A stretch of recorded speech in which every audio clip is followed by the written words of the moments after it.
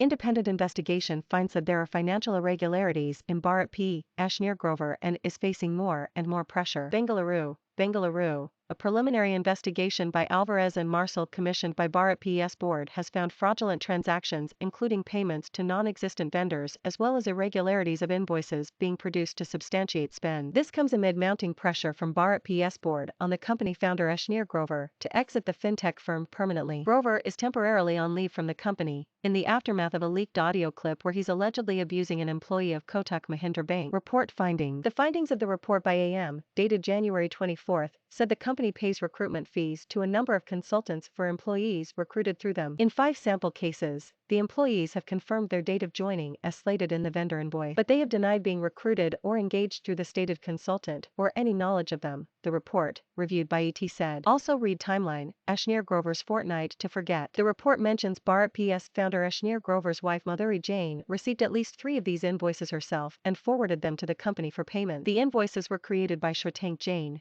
Jain's brother, the report added. Discover the stories of your interest, blockchain 5 stories, cyber safety 7 stories, fintech 9 stories.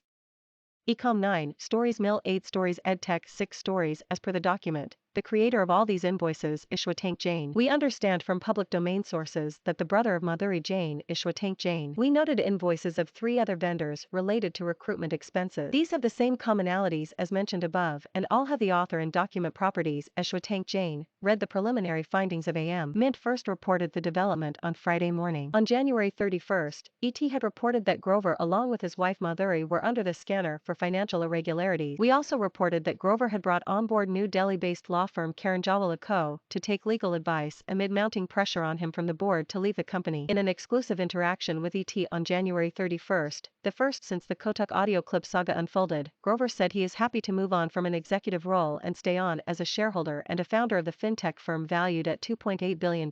I do not fear anything, and I know how to create value, and will not waste my time in politics or where there is just value preservation. Irrespective of what happens, no one can take it away from me that I created BharatPe from scratch at a record time. If I don't have the same degrees of freedom, I'm equally happy being a shareholder and a founder, he had said. Also read BharatPe's Grover had a run-in with Sequoia's managing director Sethi too. Grover also said he will participate in the investigation as long as it is as per Indian laws. I'm happy to participate in anything, as long as it is fair and as per Indian laws. Anything which is extrajudicial or if anyone wants to go overboard, I will not be able to participate. I'm very clear as far as my personal wealth is concerned, it's an open book, added Grover. DGGI intervened earlier. BharatPe's dealings with non-existent vendors were also highlighted after an investigation undertaken by the Directorate General of GST Intelligence last year. According to the probe document, the DGGI conducted a search operation in the company's head office on October 21st last year. The DGGI had also summoned the company's authorized signatory to produce copies of purchase invoices along with transport documents. It had also requested bank statements reflecting payments made to these vendors. On November 11, 2021, the company sent a communication to DGGI on the issue. The letter was signed by Deepak Jagdishram Gupta. We understand that he was responsible for the procurements made to the vendors and is also the brother-in-law of Madhuri Grover.